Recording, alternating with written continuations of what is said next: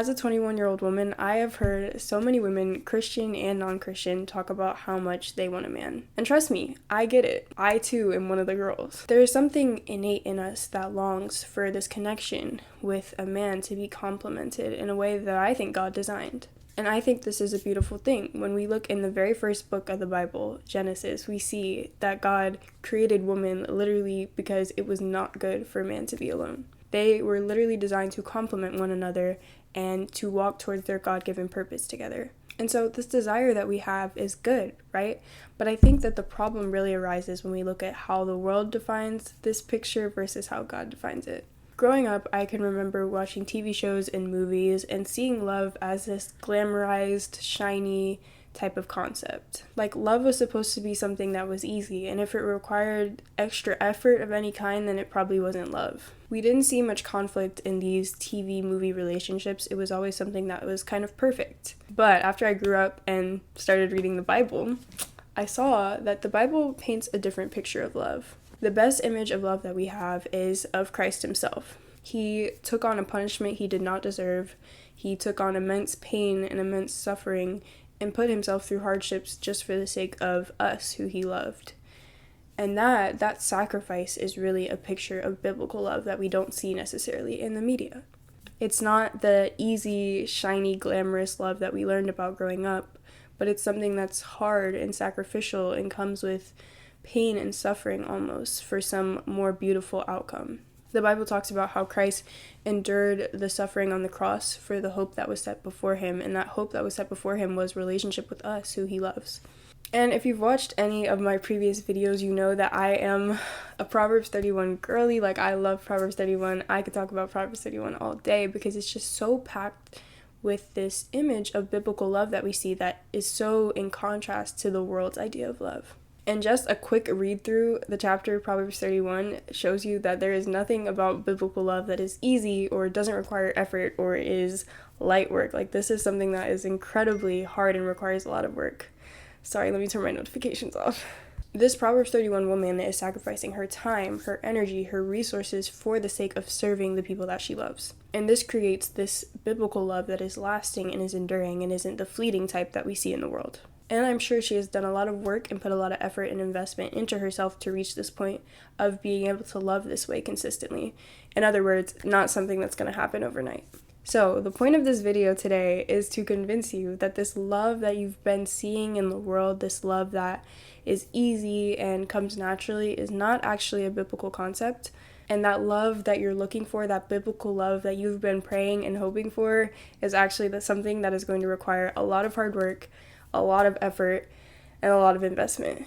But if we truly put in the effort and put in the work and put in the time to achieve this, I think we will find love that emulates the way that Christ loves us, which is ultimately the goal. And just like I said, this doesn't happen overnight. This also doesn't wait until you find the man of your dreams. This is something that takes active preparation before the man even comes into your life. So if you're watching this video as a single woman, you actually have a huge advantage over me, because you can learn these things and implement them and start to grow and work on yourself in preparation for this man that you're praying for, instead of being in a relationship and then having to correct. But if you're like me and you're watching this and you're in a relationship already, or you're dating, or you're married even, that's okay. It's not too late to learn how to become a better woman, how to offer better service and better value to your man. Regardless, we gonna make it work. So I'll start with my story. I have been in a relationship for 3.5 years now. If you don't know me, by the way, my name is Sid. First of all, hello. I'm in college, and so I met my boyfriend when I was 18, freshman year, fresh out of high school. So my mentality around relationships was still very much aligned with this mentality that love was supposed to be easy and things were supposed to just come naturally that I had kind of learned growing up. And in the beginning, a lot of these things did come easily. Like, if you've heard of the honeymoon phase, which, up for debate, but the idea that in the beginning of the relationships, things come more naturally and more easily, I think that's true. And as you start to learn and as you start to grow with somebody and really think and consider a serious future, that's when those conflicts can start to arise. So when things started to become more serious, we're getting a couple years in, we're seriously considering marriage in the future, this is okay, I need to start to learn what does love truly look like, because this idea that the world has is not going to hold up for a long, successful marriage. And so because I wanted a biblical relationship, I wanted love in the way that God defines it, I ran straight to the Bible to define what love is, what I need to be as a woman who loves a man well. Because I truthfully do not want to be a statistic. Like, even among Christians, the divorce rate is so high, which tells us that a lot of people are not doing the things, or maybe not preparing in a way for what love and what marriage truly looks like. Like, maybe it's not as easy as it seems on the surface if so many people are failing at it. So I have to thank my boyfriend for this one. He has been amazing about making sure that we are constantly learning, constantly growing to learn what makes a successful marriage, what makes a failing marriage, and what does true love, true biblical love really look like. So shouts out to him. I know he's watching this. But now that I've learned so much about this and I've been working on my own biblical view of love, I'm going to share everything that I've learned with you in this video. Well, maybe not everything, but some of the things I've learned with you in this video. It's a lot, so make sure to buckle up. We love practicality on this channel, so I'm going to give you some practical tips. We're going to read through Proverbs 31 and apply some of the concepts to our own lives. No matter what stage, like I said, of relationship you're in, if you're single, you can use this as preparation. If you're in a relationship, you can use this as ways to get better and to continue to grow. We're going to work with whatever we have, and we're going to do great with wherever we're at. But before we get to the principles, I want to officially welcome you to the Holy Girl Hotline. Here we are all about pursuing holiness by pursuing God in our everyday lives as women. Instead of defining ourselves by what the world calls us as women, we are choosing to define ourselves by what the Bible and what the Word of God says about us.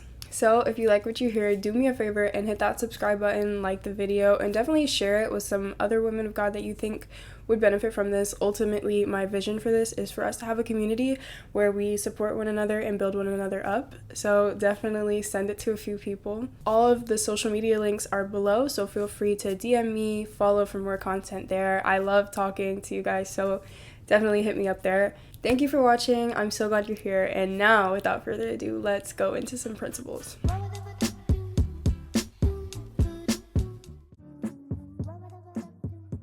So principle number 1 is about value creation. I say this word all the time, and if you've watched like any of my short form content, I swear I'm saying this word all the time.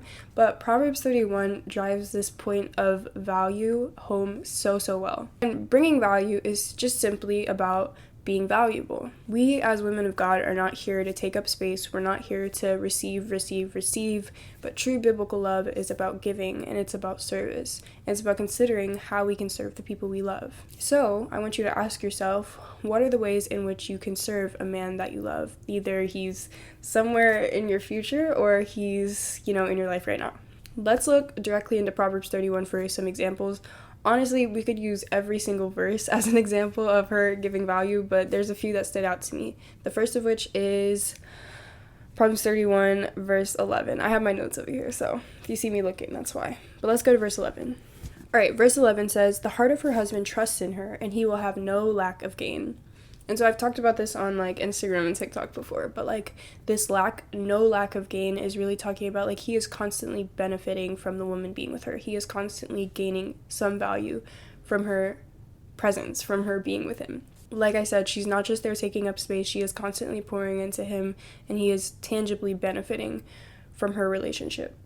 And because of that, because she is so consistent, because she is constantly benefiting him, he trusts in her. He trusts that what she says she's going to do, she does. He trusts that he can come to her with all the vulnerabilities, with conflicts, with things that he thinks that she can improve, with things that he may be struggling with individually, because he trusts in her, because she is consistent and she shows him that she is valuable to him and that she values him. Okay, another verse that illustrates this that stood out to me is verse 15. "She rises while it is yet night and provides food for her household and portions for her maidens." Once again, this is just another example of her providing value to her household, to her maidens. She's sacrificing her time, her energy, her resources, her sleep, which is something that as women, we need more sleep scientifically. But she's sacrificing even her sleep, rising while it's yet night to serve her household, to provide value for them. And then last verse that we're going to touch on is verse 20.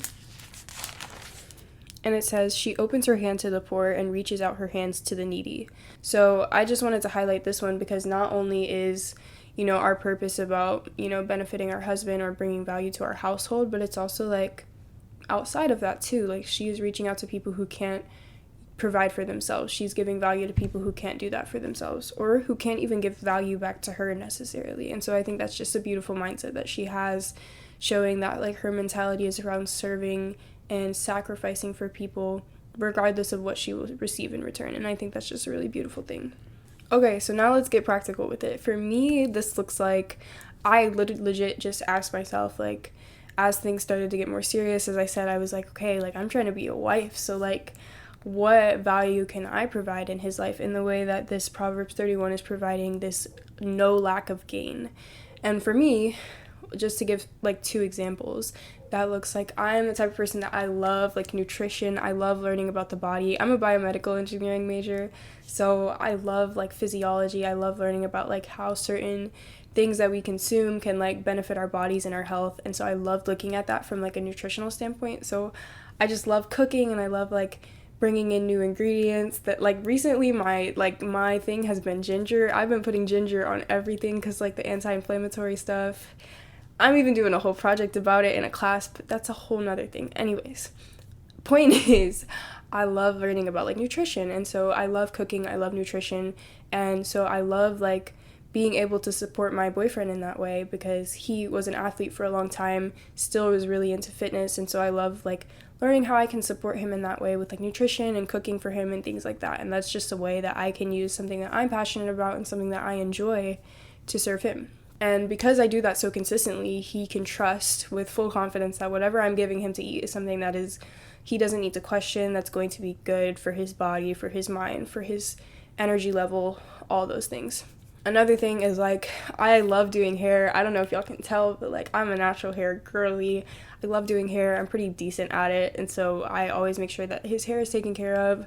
Love making sure that the curls are nourished and taken care of, because, you know, the men, they don't always be taking care of their hair the way they need to. So I make sure that his hair is taken care of. I even learned how to cut hair. So, like, if we have, like, a video that we need to shoot or an event that we're going to and he needs a quick touch up, like, I got you. So it's really about just finding ways that you have certain skills that God has given you, you have certain passions that God has given you. How can you use those skills and passions to benefit the man that is to come in the future, or the man that's already there? You know what I'm saying? Just have this mentality of service, and in doing that, you are being valuable to him. So for you, I want you to open your notes app and write down a list. Like, you can pause the video, write down a list of the things that you're good at, the things that you enjoy, the skills that God has given you. And then I want you to write down the gaps or the areas where you feel like you need to improve. And then for each of those things you wrote down, I want you to think about how you can use that to serve a man or anyone that may be in your life right now.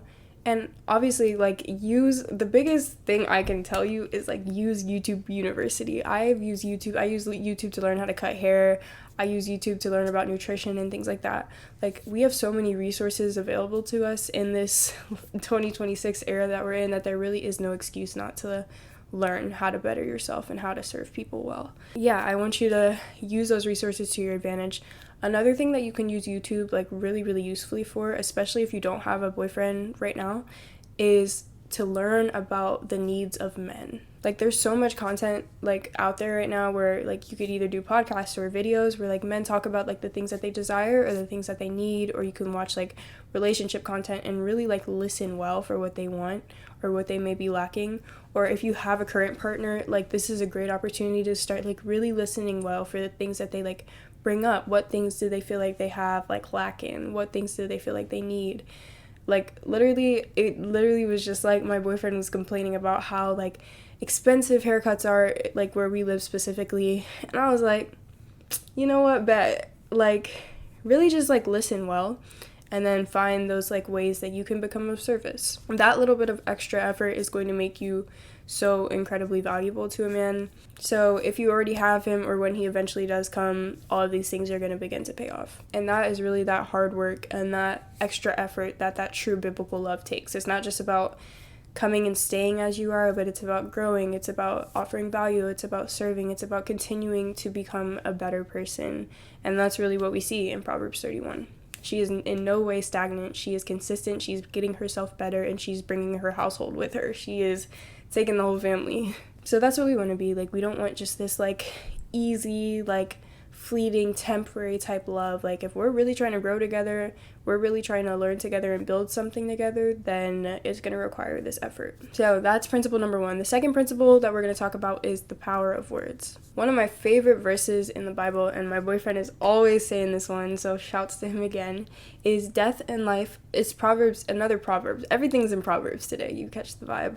Proverbs 18:21, death and life are in the power of the tongue, and those who love it will eat of its fruits.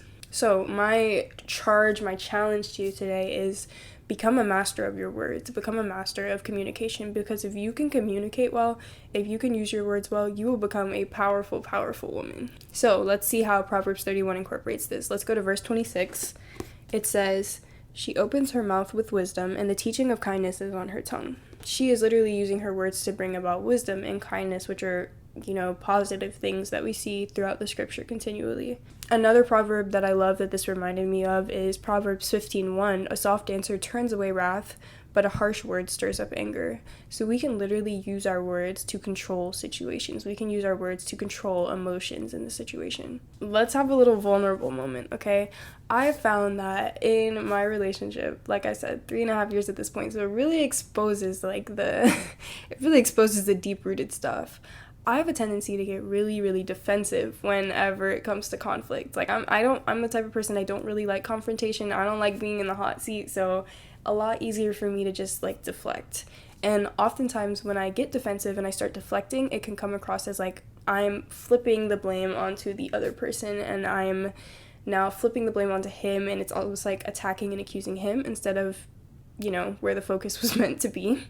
And I found that when I speak this way, I can often escalate the situation and make him feel as though he's not being heard, or like his problems are not important to me. And so because of that, I found that I have to be very, very intentional now trying to, correct that.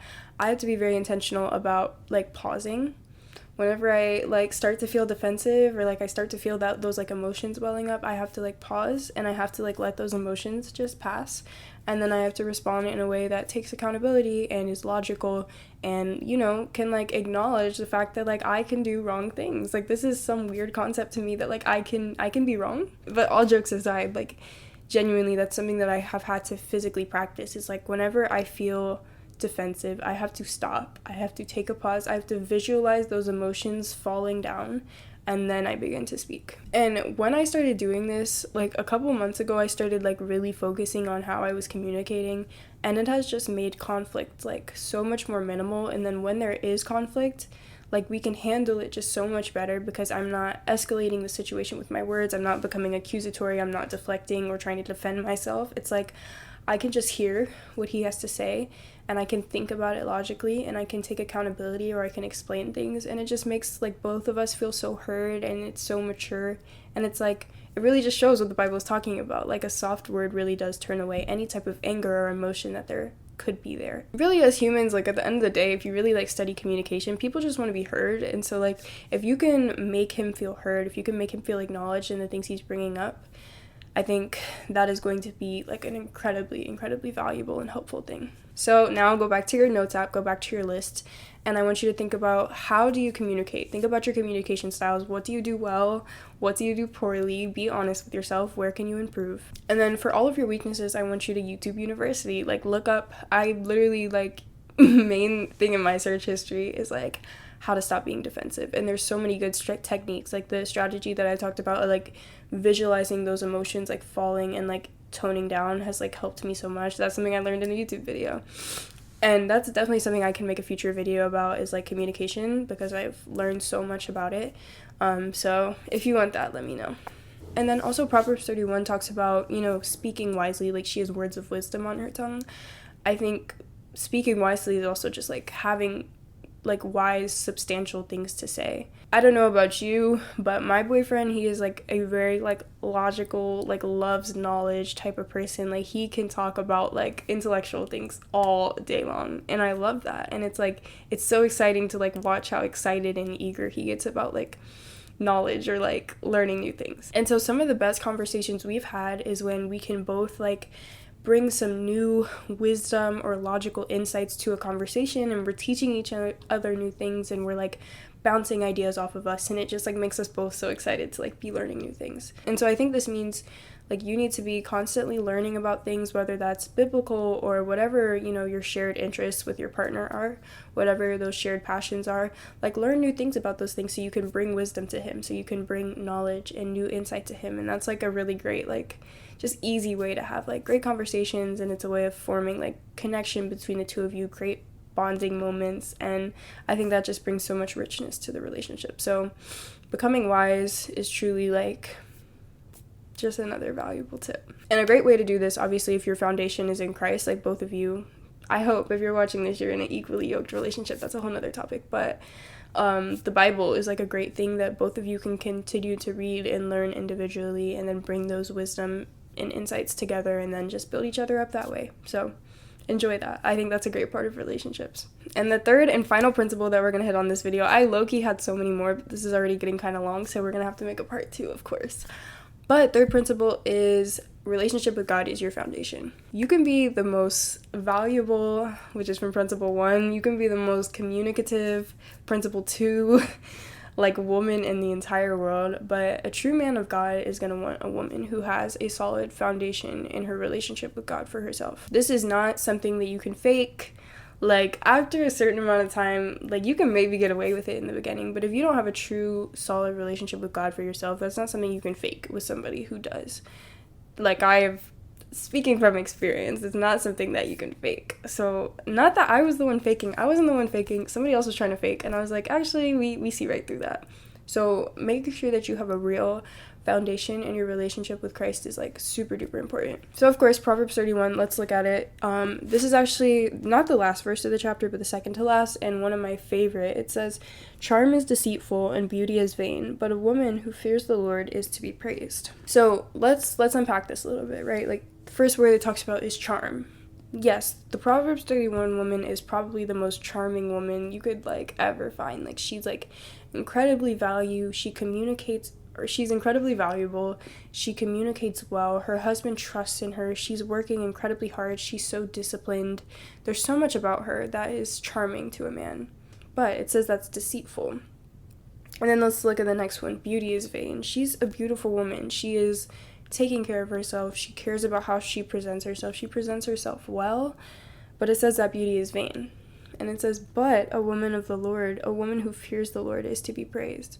And so charm is great, beauty is great, but all of those things, they pale in comparison to fear of the Lord. Without fear of the Lord, all of those things mean absolutely nothing. They're vanity. So a man is going to love your charm, yes. He is going to love your beauty, yes. But a true man of God is going to think nothing of those things if you do not have fear of the Lord, because that's really what's going to set you apart. Like, there's plenty of beautiful women, there's plenty of charming women, but you having a true relationship with God and fearing the Lord and being a wise woman is something that is going to make you way more valuable than those other things. When you get into a relationship, you know the temptation that it is to merge your relationship with God with your partner's relationship with God, like, and kind of forego that personal time that you spend with him. But it is so important that we maintain a personal relationship with our Father, because that is what gives us the strength and the wisdom to do all of these things that this Proverbs 31 woman is doing. Like, her fear of the Lord, the time that she's spending with the Lord personally, is what gives her the power to do all of these things, to serve and to love with such consistency. When we have a strong heavenly relationship with our Father, it gives us all the much more strength to have positive earthly relationships.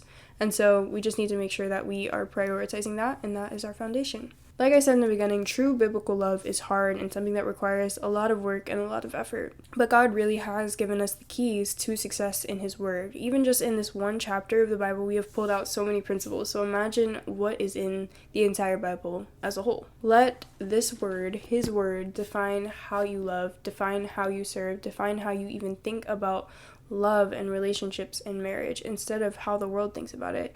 Because let's be honest, they're not doing so well. It's not a very successful venture. So let's listen to God, who is the author of relationships, who created us for this partnership, who knows that we have this innate desire for this. Let's listen to Him and follow His advice on how to be successful in love and in relationships, and not the world. So with that, there are so many other principles that we can go into. This video could be 2 hours long.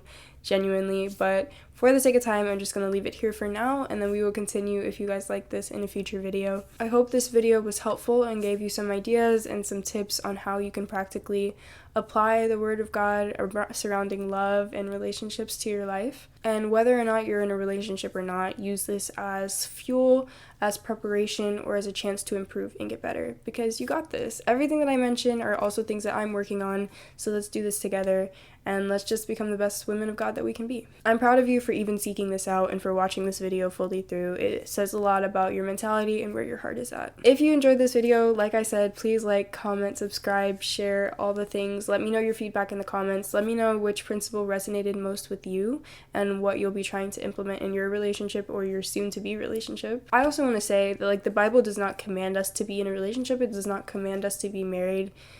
Paul in the New Testament talks a lot about that. So I don't want to make this video seem like you have to be in a relationship or that has to be your goal. This is specifically talking to the girls that want that or are already in that and want to improve in the best way possible.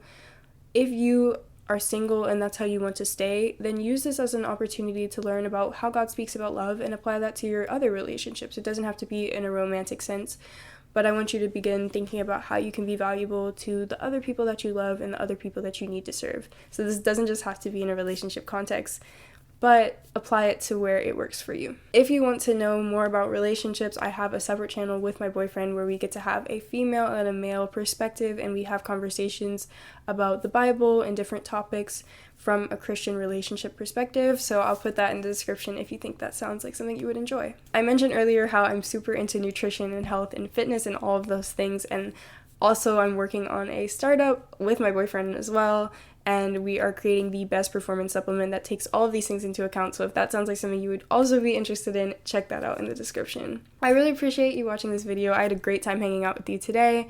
I hope to see you in the next one, and until then, have a great day. Bye.